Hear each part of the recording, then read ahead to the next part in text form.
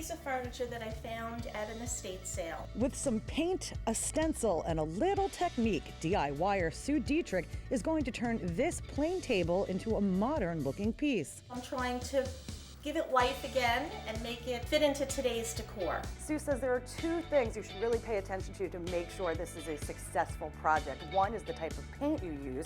She's using an acrylic water-based paint, and the second is technique.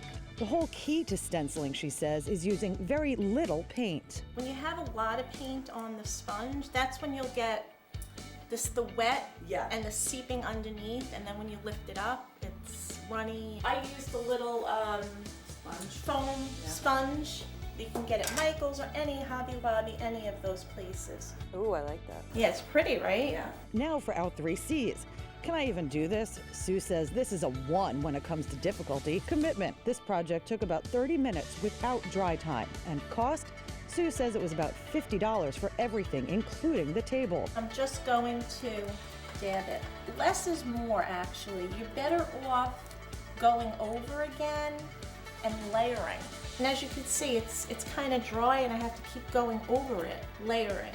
I'm going over this just to make sure that it looks fairly even and that it has the same amount of depth. Carefully peel back the stencil and...